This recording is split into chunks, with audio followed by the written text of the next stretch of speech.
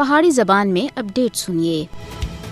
بھارت مقبوضہ جموں کشمیر وچ اپنی بدنام زمانہ NIA اور ED جیسی ایجنسیاں کو کشمیری عوام کو ڈرانے، دھمکانے اور تحریک آزادی کشمیر دے دستبردار کرنے دے واسطے بطور ہتھیار استعمال کر رہا ہے۔ NIA اور ED مقبوضہ جموں کشمیر وچ پچھلے کئی سالاں وچ کافی سارے مقامات تے اُتے چھاپے مارے۔ جنوبی کشمیر تے کولگام، اسلام آباد، شوپیاں اور پلوامہ اضلاع وچ کافی سارے مقامات تے اُتے آزادی پسند لوکاں دے گھراں دے اُتے چھاپاں دے دوران موبائل فون اور دوجے ڈیجیٹل آلات بھی ضبط کیتے ہیں۔ کشمیر دے رہنے والوں دے گھراں دے اُتے چھاپے مودی دی طرف تے آزادی دی آواز کو دبانے دی انتقامی پالیسی اور ناپاک سازش دا باقاعدہ حصہ ہے۔ NIA اور انفورسمنٹ ڈائریکٹوریٹ مقبوضہ جموں کشمیر وچ حریت رہنماواں، انسانی حقوق تے کارکناں، صحافیاں اور ادھر تک کہ عام لوکاں دے گھراں دے اُتے اکثر چھاپے مار دیے ہے۔ NIA اور ED دے چھاپاں دا مقصد ان لوکاں کو خوفزدہ کرنا ہے جڑے مقبوضہ جموں کشمیر وچ BJP دی جبری پالیسیوں کو تسلیم کرنے تھی انکار کر دیں۔